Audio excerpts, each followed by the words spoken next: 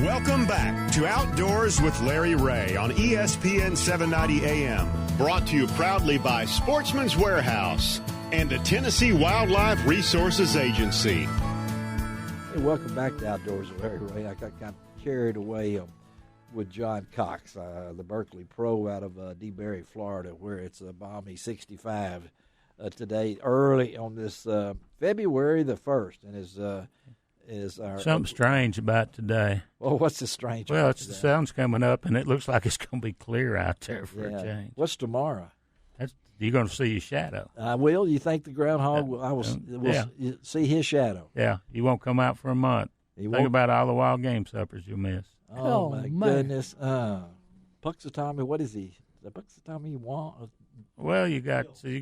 one. Oh, it's you Phil. got one up in Pennsylvania. You got one over in Tennessee. You got one over in Chattanooga. Yeah. I forget his name. You know, they don't have one in Saudi Arabia. You know, I know if he came out, his shadow would just burn him up. I guess because of the heat.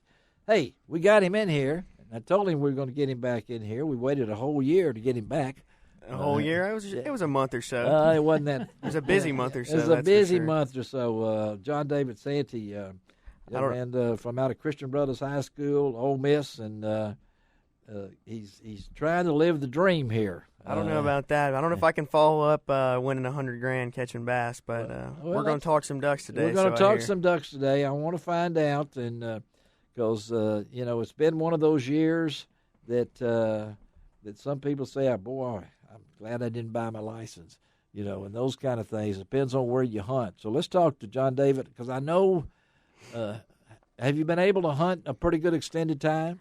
I've gotten. I was fortunate enough to start my waterfowl season back in October. Okay. Out in Idaho. That's a good place to start. Yeah. Shot some ducks out there for a few days, and then wrapped that up and came back here. And since then, we've my family and I and some friends, we've been pretty hard at it. And you hunt primarily where? I'm kind of all over the place. The majority of the time, I hunt with my family over off the Langell River. That's what I thought. Yeah. Sometimes down near Stuttgart with some of my buddies and some public ground. So, I hop all over.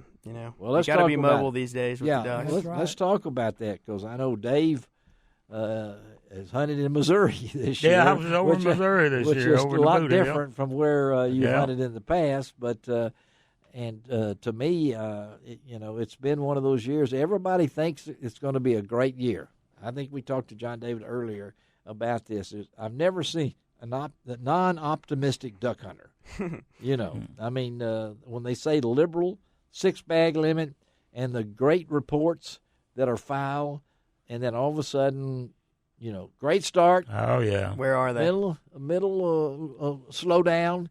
They always say you should have been here yesterday. I was, That's right. but it was. So talk about it. What's it been like in the Langell and your area over there? I would say we had a hot start.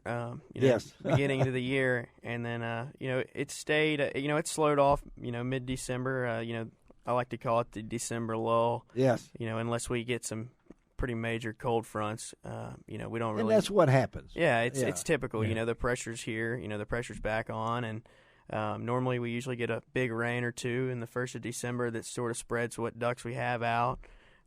We got lots of rain. Yeah. But, I mean, think about this year compared to last year, I think, is, we got these bigger rain events later in the season compared to earlier last year. And I think that helped a lot of people, but it also hurt a lot of people too. So it's kind of a double-edged sword depending on where you're hunting and things. Where you're hunting. I mean, I know a lot of folks are shooting the same ducks as we talked about.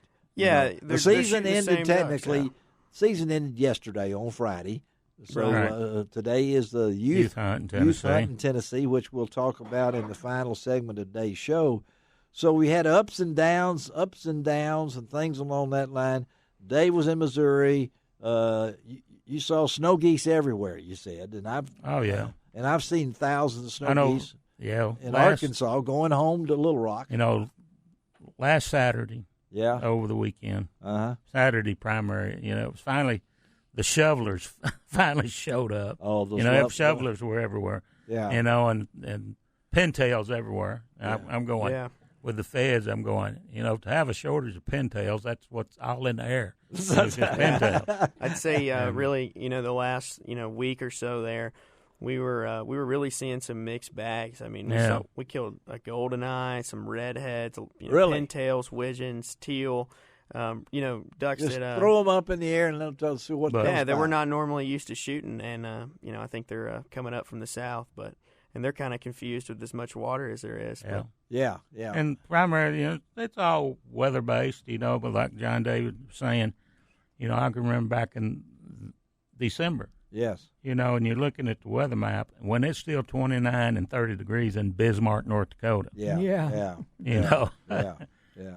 And true. And when but I understand, that a couple of those seasons, I got some friends up north that the last 2 weeks of the season was frozen in, and so they didn't have anything. Then it thawed back out, and then it thawed back out, and the birds went back to where the season was not going. Absolutely. And the refuges too. We have sanctuaries.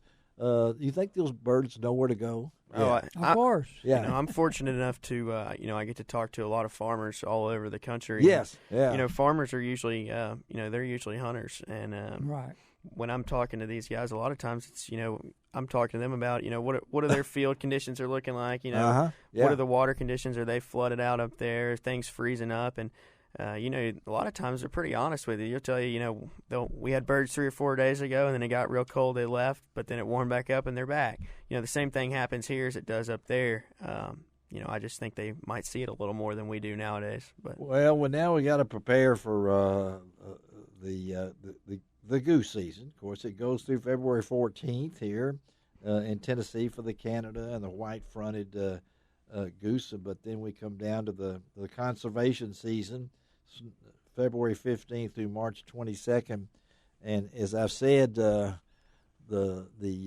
snows are everywhere, and weather driven. They're coming from the Arctic and they're coming down here, and they all of a sudden get to an area that it's 1st of February. I really think the winter's not over. Okay, no. Let's don't fool ourselves here. Okay, it's been frozen in March also. Yes, biggest snow we've ever had has been in March, but that doesn't help the duck hunter. Right. So that doesn't mean anything. So let me ask you guys, both of y'all, Dave and John David, the liberal season. We've had this for quite a while. I remember when we went through all the dog fights to get this 6-bag limit and things along that line.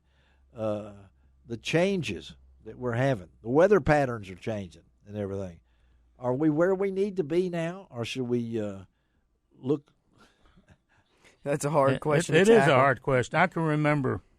That's why I'm asking y'all. I don't have to answer it. I mean, okay? I've seen duck seasons change in my lifetime. How old are you? I'm 25. Yeah, your lifetime. Okay. I mean, even then, I mean, I can remember winters being colder. But I mean that's give or take. Who knows? One of the things back in the 80s. In the 80s, John David, about the middle 80s, when they were drawing up the big master plan, what they call the North American Waterfowl Plan. Yes. And I sat on a couple of committees. Yeah.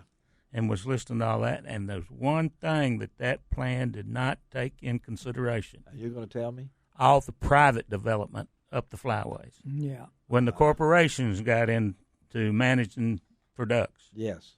And everything. So besides the refuges spaced, and so I've seen a big difference, big change in that. And that's because with the migration pattern. Yeah.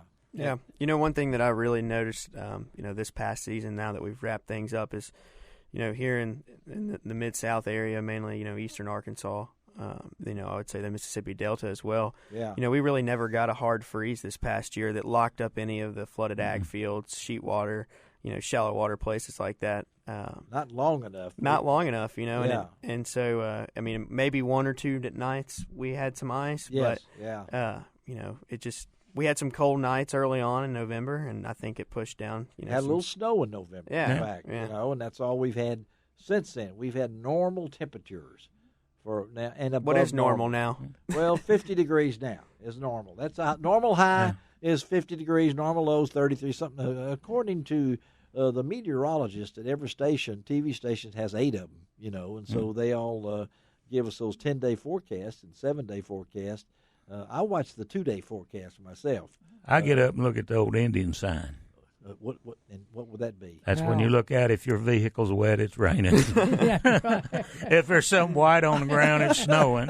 What tribe was that? I'd like to know that. Okay, that's. I look at my weather rock. A weather rock, yeah. I have a rock hanging on a string. One of them things. You do. It's a weather rock. It's a pet rock. Yeah, if it's swinging back and forth, it's windy. If it's not, it's not windy. If it's gone, then we had a tornado somewhere. Poor John David. He has to listen to all this words of wisdom.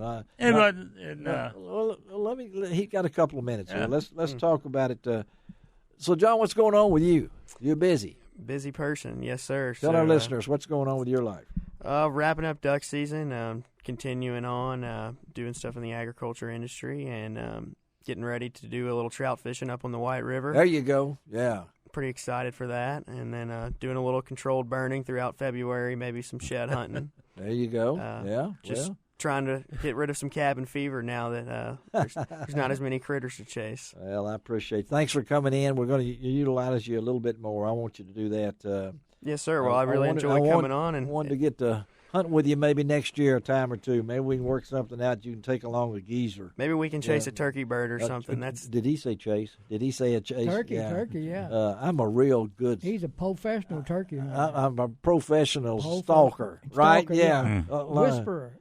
Let's do that, okay? Let's do it. We'll make it happen. Just bring your raincoat. There you go. Can you imagine me trying to keep up with the 25-year-old guy over there? Yeah. Oh yeah. Yeah. He'll be fine. He'll be in the second county before I can get there. Get the turkey drag Larry. Yeah. Hey, I know. What was that? Get the turkey drag Larry. I know some 85-year-old turkey hunters you'd have a hard time keeping up with. Are you talking about? Yeah. Well, this don't get no competition here. Okay. I don't want to start a new fame there. John David, thank you, buddy. Yes, sir. Thank you so much for having me on. We're going to get you back, and I'm going to put you on for that now. Take an old man turkey hunting. I love turkey hunting. It's my favorite. I one time crawled 100 yards on my belly. Did it work out? No, but it was still an event that I have trouble. My wife says I can't even use the vacuum cleaner, but I can crawl on my belly. You gave that up when the fire ants moved in, didn't you? Well, no, I just took them with me. Okay, all right. Be right back on Outdoors with Larry Ray. We'll talk a little wild game dinner. They're all there figuring up right now. I don't know what they're talking, but they're ready though. All right, we're gonna have a guy on with us here who's going to make some turkey music. John Dave, you need to listen to this guy. Be right back.